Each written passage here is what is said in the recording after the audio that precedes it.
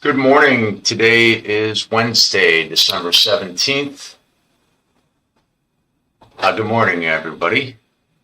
Wednesday, December 17th. Not sure if it clicked on, but anyways, no economic data today. Tomorrow, Thursday, we have a glut of economic data. You have CPI year over year, unemployment claims. What else? That's about it for tomorrow, Thursday, and then Friday, pretty light day. Let's get into broader markets here. The ES still holding above the 20-day SMA, the 50-day SMA. We did lose it briefly yesterday, and we came down to this October 13th, 2025 weekly high. And at 68.21, and that held pretty good. So that seems to be a pretty good level that held, and then we popped back above the 50 and then the 20, and then pre-market right now we are still holding above those levels right now, which is pretty important in order for the bulls to get back into action here. I drew a regressional trend line on the downside here, so you see that we did break above it right now in pre-market. So it's going to be important that we hold these levels here. Hey, good morning, Anthony. So right now, it seems pre-market, we are holding the 68, 65, 78 level. So that's a level to watch right here. In order to continue to get some upside today, we have to regain that 68.92 level, which is yesterday's high.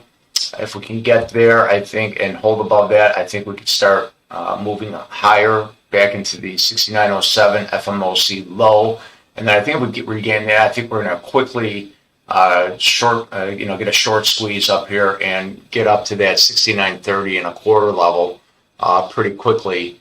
And then, of course, if we can get above that 69.30 and a quarter, we're going to move up into that 69.56 quickly as well. These are all speed zones right here. You could see those big sell-offs here with no buyers.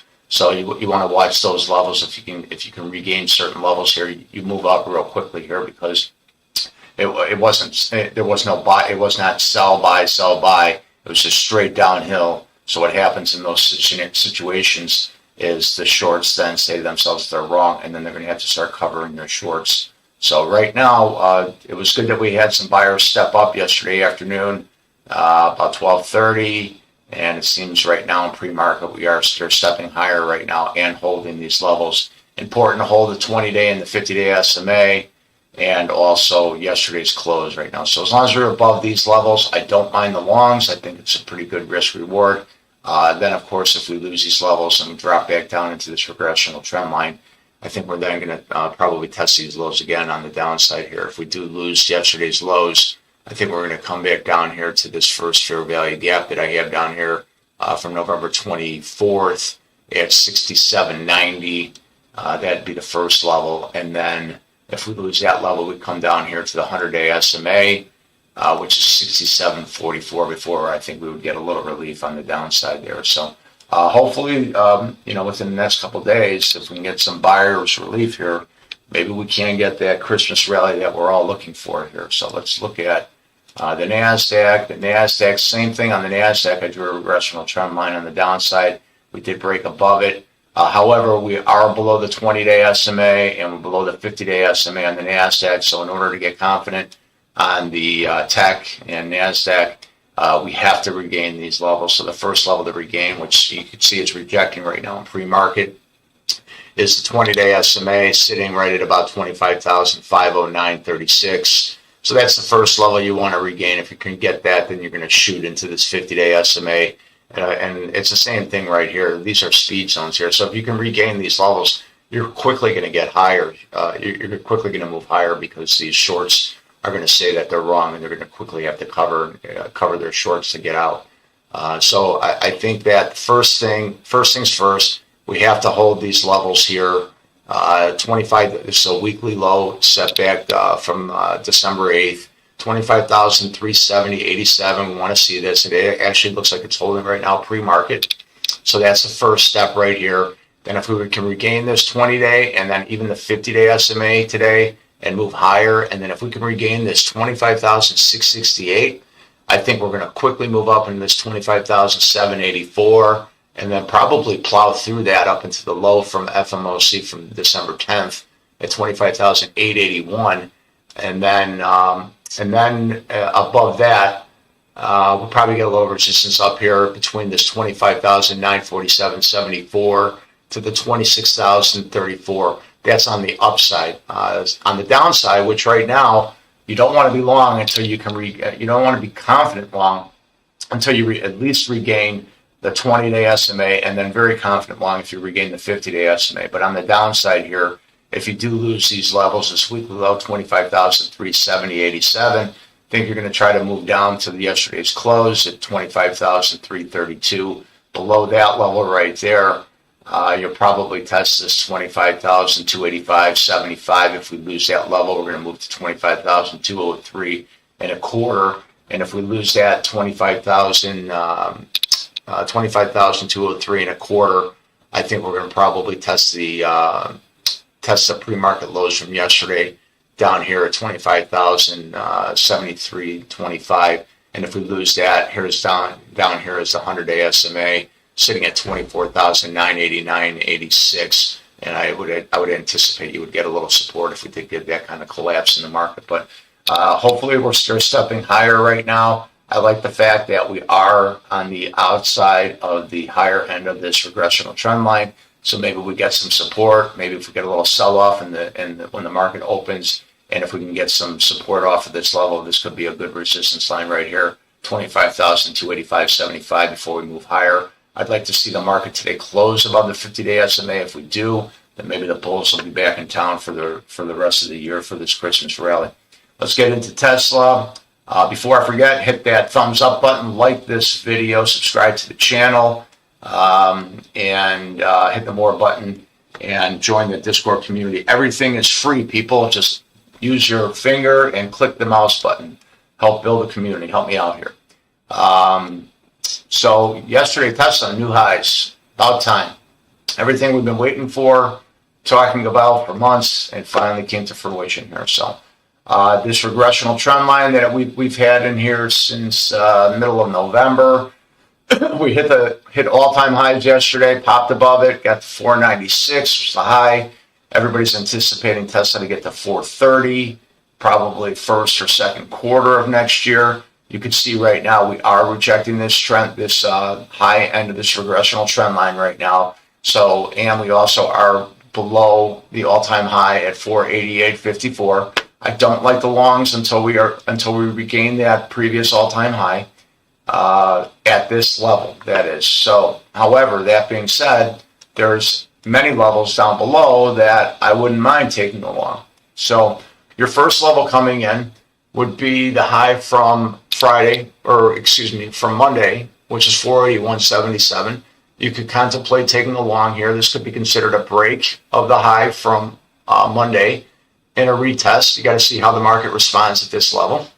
If you lose that level, because this coincides with the high from Monday, and you had a rejection here yesterday, and then we popped through it. So this level right here would be a good break and retest level here, because you can see in the aftermarket it came down on this level, wicked right off of this level here. So it's showing that it's some good, there's some good buyers that are coming in right here at this level, 479, 481. So these are decent levels. If we lose these levels, I would say this October 2nd, 479.38 level. Then we're going to come back into that 474.07 level. That was the level that I said yesterday. I don't want to be long Tesla unless we're above that level. And when we got above that level, you could see how it tried to get below it. Wick, and sayonara, sucker. We just kept going, and we had a nice little up sexy in the market the entire day, and we got our new highs that we were looking for. That being said, you have to be careful with Tesla. Tesla could be, extremely wild. We've all seen it. You can get your $20, $25 moves in a heartbeat. So everything it gave you, it can take it away in a second. So even though we are bullish on Tesla, it doesn't mean that it cannot have a down day. and pull back, 1.5–2% on the market here. So I am thinking that we're going to have some pullback today on Tesla. I would not be surprised. However, we could, you have to be patient and wait for these pullback longs. So, if you're bullish on Tesla and you don't like taking it short, just be patient. Take your hand off the mouse and just wait till it gets to our certain levels. And then when it gets to our certain levels, you react. For example, if the market pulls back, you could take a long at this 481.77 if you see how it's reacting and put your stop at 479.38, right? So it's important to know have your bias and have your levels when you're making your trade. So you can see how this level on this point of control level that was set yesterday, how it reacted pretty strongly in the post market yesterday. So I would say that this 479.38 level is probably going to be a little better than this 481.77 level, but you'll see how that's going to respond when the market opens up. I do like this 474.07 level. It's been a pretty strong level for us. You can see how it responded here in the post market on Monday. It rejected that level, and then we got above it, and right on the open on yesterday, and then we shot above it. So that's going to be a pretty strong level at 474.07 if we do pull back to that level. That being said, if we lose that level, I think we're going to come down. That 470.75 would be the first one, and then I think an even stronger pullback, probably the strongest pullback, if we did get that kind of pullback, would be 467. That would be a pretty strong pullback on Tesla if we got it, and that is a weekly high of October 27th. So just know your levels. And one thing to keep in mind, we do have this open point of control level down here at 454.25.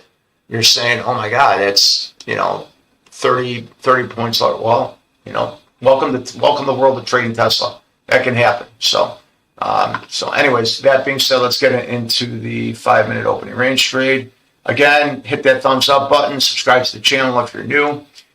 So let's go over yesterday, another beautiful 5-minute opening range trade. So again, the reason why we do the 5-minute opening range trade is it's the highest volume of the day. The beginning of the first 5 minutes and the last 5 minutes of the day give you your highest volume. So the first 5 minutes of the day yesterday, you had about 33.6 million shares. The last 5 minutes of the day, you had 5 million shares. And this 5 minutes was actually aftermarket. So that's why you make your range based off the first 5 minutes, and then it can kind of give you a direction of the market for the entire day. So you can see even though we sold off for the majority of that 5 minutes, it gave you your range, and then once you broke out of it, you could see that it held support. You broke out of it, came down here, break of the 5-minute range, retest. You saw the wicks. You could have stayed long all day, and if you stayed long all day, you got paid. You got paid in dividends. So anyways, what I'm going to do is on my strike prices, I did change my strike prices throughout the day as Tesla started rallying. I now currently have my 500 calls that expire on Friday, and I still have my 465 puts that expire on Friday. So you can see my call price on the premium, it closed at $6.20. Based on where we are right now, we are below yesterday's close, below the VWAP. I expect a little downside, so I expect this premium price to open up lower. And that being said, on the put side, because the market's going to be pulling back and opening up lower, I expect this premium price on the put price to open up higher. Why? Because if you're buying puts, you want the market to go down for the premium price to go up. If you're buying calls, you want the equity price to go up in order for your premium price to go up. Again, please like this video, hitting that thumbs up button, subscribe to the channel, hit the more button, join the Discord community. Everything is free. Why do I want you to join the Discord community? Because from 8:30 a.m. Central Time to 10 a.m. Central Time, we do live trading in there, and we go over this 5-minute opening range trade. I do live trades, and I show you what my methodology, my thinking, my psyche while I'm making a trade, certain levels. What I do is I use this 5-minute opening range trade to create my range, but then I'm also using my levels to identify my entry on my trade as well as my take profits and my stops. So hope to see you in the trading room. If I don't, I will see everybody tomorrow on this pre-market live. Have a great trading day. If I don't see you in the trading room, I will talk to everybody later. Have a great day.